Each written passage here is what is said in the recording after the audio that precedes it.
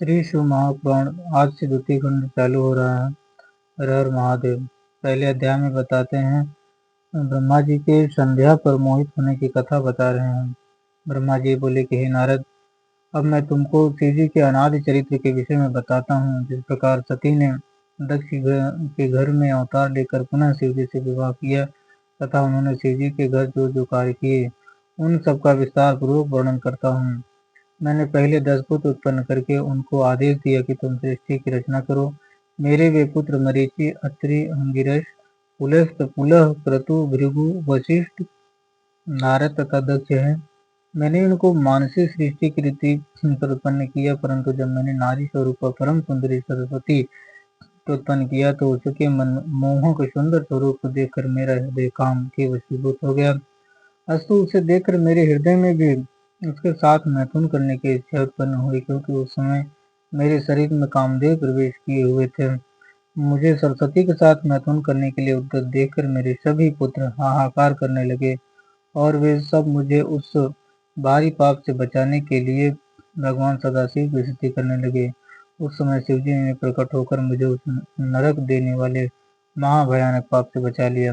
सूत जी बोले, हे ऋषियों, ब्रह्मा जी के मुख से यह वृतांत सुनकर नारद जी ने कुछ देर तक विचार करने के उपरांत उनसे इस प्रकार कहा कि हे पिता, आप संपूर्ण सृष्टि के स्वामी तथा सबको उत्पन्न करने वाले हैं। इस समय मेरा हृदय अत्यंत चिंतित है, अतः आप संपूर्ण संशय को नष्ट करने के लिए इस कथा को विस्तार पूर्वक कहिए। आपका मन इस प्रकार क्यों अधीर हुआ? आपकी सेवा करने वाले मनुष्यों को ब्रह्म ज्ञान की प्राप्ति होती है, अतः आपके द्वारा ऐसा कर्म होना अत्यंत आश्चर्य की बात है। ब्रह्मा जी ने उत्तर दिया, हे नारद, तुम ध्यान देकर सुनो। मैं तुमसे मुख्य वृत्तांत भली भांति समझाकर कहता हूँ।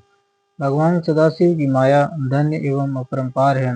उन श्री शिव जी की माया ने मुझे इस प्रकार नचाया, वह कथा मैं तुमसे कहता हूँ। सृष्टि की वृद्धि के हेतु मैंने अपने मुख से एक कन्या को उत्पन्न किया।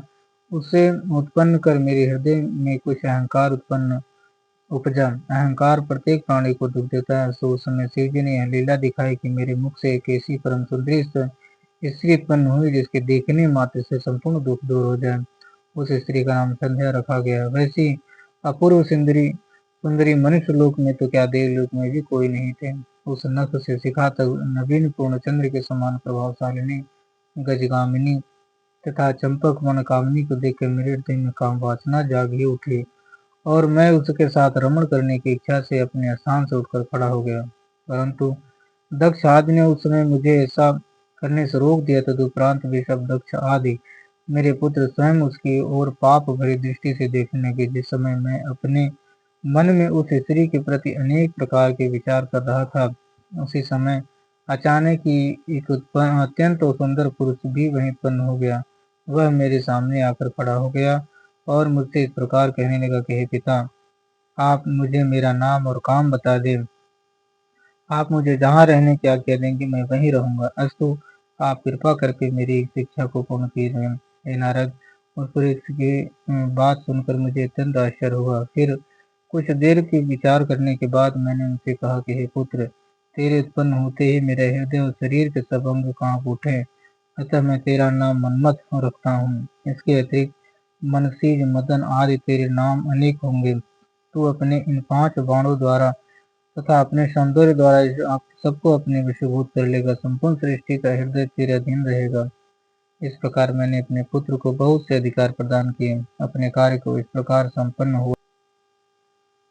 संपन्न हुआ देखकर मेरे हृदय में प्रसन्नता भर गई तथा अत्यंत अहंकार भी उत्पन्न हुआ। तत्पश्चात सिंहासन पर बैठे हुए अपने सभी पुत्रों को देखकर मुझे बहुत हर्ष हुआ। मैंने उस पुरुष का जो मनमथ नाम रखा था उसे सभी ने बहुत पसंद किया और यह स्वीकार किया कि कामदेव का पद सबसे बड़ा तथा ऊंचा होगा।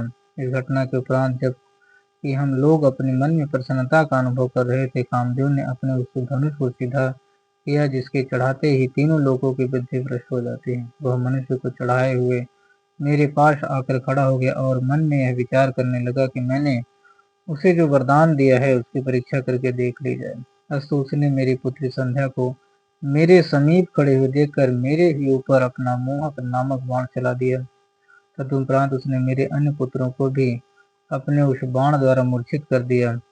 इस प्रकार हम सब उसके वशीभूत हो गए। जब उसने यह देखा कि संध्या के ऊपर उसके बाणों का कोई प्रभाव नहीं पड़ा, तो उसने संध्या के हृदय पर भी एक ऐसा बाण मारा कि जिसके कारण वह भी कामदेव के वश में होकर चंचल और वक्र दृष्टि से सबकी ओर देखने लगी। हम सब लोग बुद्धि भ्रष्ट हो जाने के कारण उसे पकड़ने की इच्छा करने लगे, क्योंकि काम के वशीभूत हो जाने के कारण हमें किसी प्रकार के कुकर्म तथा पाप का विचार नहीं रहा था।